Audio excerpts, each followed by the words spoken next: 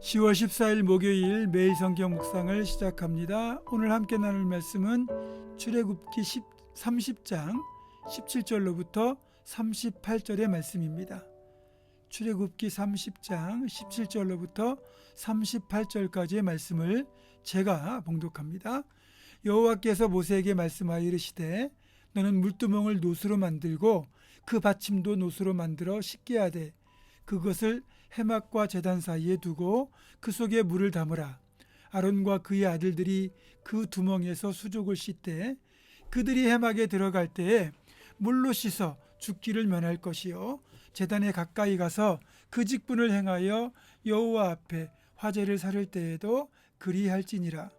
이와 같이 그들이 그 수족을 씻어 죽기를 면할지니 이는 그와 그의 자손이 대대로 영원히 지킬 규례니라. 여호와께서 모세에게 또 말씀하여 이르시되 너는 상등 향품을 가지되 액체 몰약 500세겔과 그 반수의 향기로운 육개 250세겔과 향기로운 창포 250세겔과 계피 500세겔을 성수의 세겔로 하고 감람기름 한 흰을 가지고 그것으로 거룩한 관유를 만들되 향을 제조하는 법대로 향기름을 만들지니 그것이 거룩한 관유가 될지라.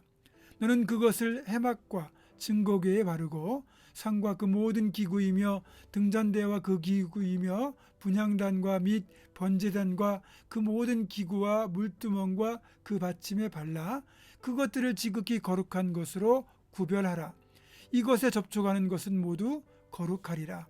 너는 아론과 그의 아들들에게 기름을 발라 그들을 거룩하게 하고 그들이 내게 제사장 직분을 행하게 하고 이스라엘 자손에게 말하여 이르기를 이것은 너희 대대로 내게 거룩한 관유니 사람의 몸에 묻지 말며 이 방법대로 이와 같은 것을 만들지 말라.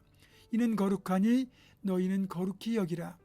이와 같은 것을 만드는 모든 자와 이것을 타인에게 붓는 모든 자는 그 백성 중에서 끊어지리라 하라. 여호와께서 모세에게 이르시되 너는 소합향과 나감향과 풍자향의 향품을 가져다가 그 향품을 유향에 섞되 각기 같은 분량으로 하고 그것으로 향을 만들되 향 만드는 법대로 만들고 그것에 소금을 쳐서 성결하게 하고 그 향 얼마를 곱게 찌어 내가 너와 만날 해막한 증거궤 앞에 두라. 이 향은 너희에게 지극히 거룩하니라. 내가 여호와를 위하여 만들 향은 거룩한 것이니 너희를 위하여는 그 방법대로 만들지 말라. 냄새를 맡으려고 이 같은 것을 만드는 모든 자는 그 백성 중에서 끊어지리라. 아멘. 오늘 본문에 나오는 이 물두멍은 일종의 커다란 물대로서 성소 입구 번제단 바로 앞에 위치하였습니다. 본래 광야에 있던 성막에는 물두멍이 하나였지만 훗날 솔로몬이 성전을 건축한 뒤에는 성전의 규모와 비례해서 물두멍이 10개로 늘어나게 되거든요. 흥미로운 사실은 이 물두멍을 성막에서 수종들던 여인들이 쓰던 놋거울로 만들었다는 겁니다. 지금 우리가 사용하는 이런 거울이 개발되기 전까지 오랜 세월 동안 사람들은 자신의 모습을 물에 비추어 보거나 아니면 청동과 황동의 표면을 매끄럽게 만들어서 거울로 사용하였는데 이런 거울은 자신의 실루엣 정도만 비추는 정도에 불과했어요. 어쨌든 고대의 여인들이 자신을 단장하기 위하여 이렇게 놋거울을 사용했는데 그런 놋거울을 모아서 제사장들이 손과 발을 씻는 물두멍을 만들었다? 그것은 우리 신앙인들은 나의 영광을 위해 사는 존재가 아니라 하나님의 영광을 위해 살아가야 하는 존재임을 상징하는 겁니다. 그리고 이 물두멍의 용도는 이제 제사장들이 성소에 들어가기 전에 또 제사를 드리기 전에 먼저 손발을 깨끗하게 씻기 위한 목적이었어요. 당시 광야에 위치한 성막의 특성상 광야의 흙먼지가 얼마나 많겠습니까? 당연히 손과 발이 많이 더럽혀지겠죠.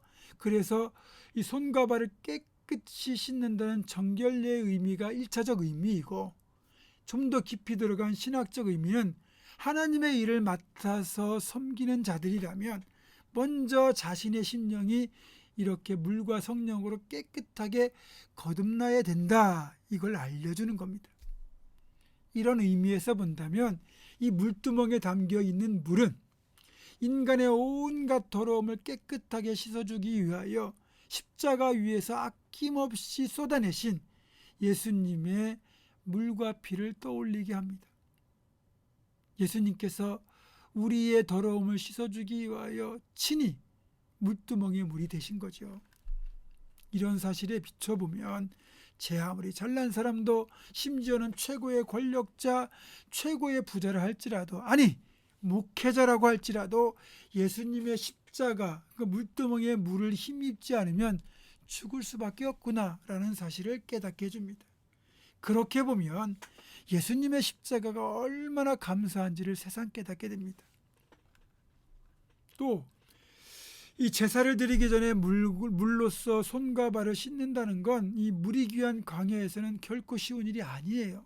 또 그만큼 준비 단계에서부터 하나님을 예배하기 위한 노력과 정성이 필요하다는 것도 알려줍니다. 하나님을 예배하러 나아오는 자가 영과 진리로 하나님을 예배해야 된다는 예수님의 말씀과 일맥상통하는 거죠. 그래서 여러분, 물두멍을 무시해서는 안 됩니다. 제 아무리 제사장이라 할지라도 먼저 자신을 물두멍의 물로 깨끗하게 씻어 정결하게 하지 않고 그 더럽혀진 상태에서 그냥 제사를 드리거나 성소에 들어가면 그 역시 하나님으로부터 치심을 받아 죽게 되어 있었습니다. 제사가 어떤 겁니까? 하나님을 예배하는 거고요. 성소에 들어가는 것은 하나님을 만나기 위함인데, 우리가 드리는 예배와 제사가 일맥상통하잖아요. 따라서 예배에 임하는 우리의 자세는 이 물두멍을 통해서 어떤지를 다시 한번 점검해야 됩니다. 하나님을 예배하기 위해서는 반드시 자신을 먼저 십자가 보혈로 정결하게 씻어야 된다는 것, 그리고 난 뒤에 하나님을 만나야 한다는 겁니다. 그렇게 해서 하나님을 만나야 그 사람은 최고로 복된 예배자가 되는 겁니다. 죄사함도 받고 하나님도 만났기 때문이죠. 이걸 뒤집어 생각해 보면 자신의 죄를 해결하지 않고 그냥 더러운 몸과 마음으로 또 영혼으로 그냥 예배 자리에 앉아 있다고 쳐봅시다. 그건 하나님을 모독하는, 하나님의 거룩하심을 모독하는 행위가 되어서 죄 용서도 받지 못하고 하나님도 만나지 못하는 실패한 예배가 될 수밖에 없습니다. 사랑하는 여러분, 우리 모두 이 물두멍의 의미대로 십자가의 은총을 제대로 누리는 복된 예배자가 되기 위하여 자신의 모든 더러움을 십자가 보혈로 정결하게 씻고 온전히 영과 진리로 하나님을 예배할 수 있기를 주님의 이름으로 축원합니다. 기도하겠습니다. 고마우신 하나님, 우리의 더러움을 씻어주기 위하여 친히 물두멍이 되사 십자가 위에서 물과 피를 아낌없이 쏟아내신 주님을 본받아 또 주님의 그 보혈을 힘입어 먼저 죄를 정결하게 하고 거룩한 예배자가 되어 영과 진리로 하나님을 예배하는 우리 모두가 되게 하여 주시옵소서. 예수님의 이름으로 기도하옵고, 이제는 우리 주 예수 그리스도의 은혜와 하나님의 사랑과 성령의 교통하심이 정결한 예배자가 되어 온전히 하나님을 예배할 것을 결단하는 사랑하는 모든 성도들, 이들의 삶과 가정과 생업과 우리 교회 위에 지금부터 영원토록 함께 하시옵기를 간절히 축원하옵나이다. 아멘.